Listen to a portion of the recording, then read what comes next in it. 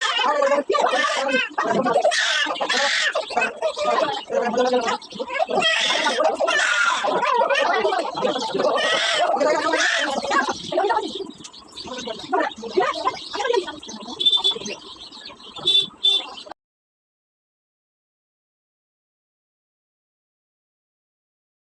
Hello guys, welcome back to my channel. আশা করি তোমরা সব খুব ভালো আছো, আমিও খুব ভালো আছি। তো আজ আমি করতে চলেছি আমার বরের ওপর একটা প্র্যাঙ্ক।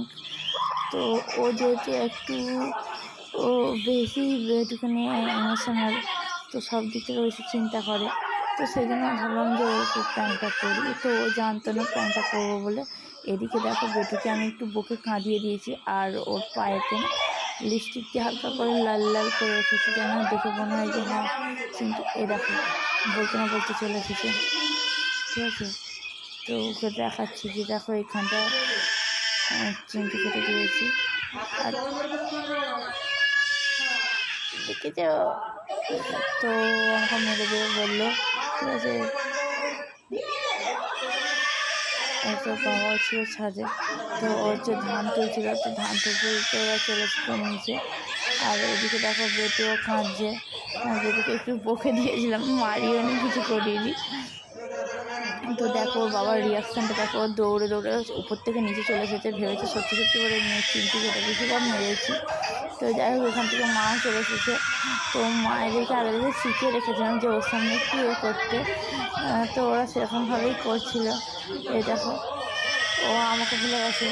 ঠিক আছে, ও এখন দাঁড়াও, হাত দিতে গেছে যাতে এসে বেটুকে নিতে পারে। তো ওখানে এখন ফাঁকে চলে গেছে যাতে ভুলাতে পারে।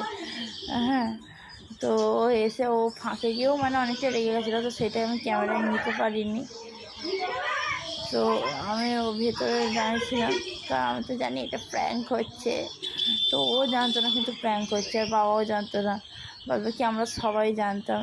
তো ঠিক আছে, তো কেমন লাগলো প্র্যাঙ্কটা তোমরা অবশ্যই কমেন্টে জানিও। হ্যাঁ,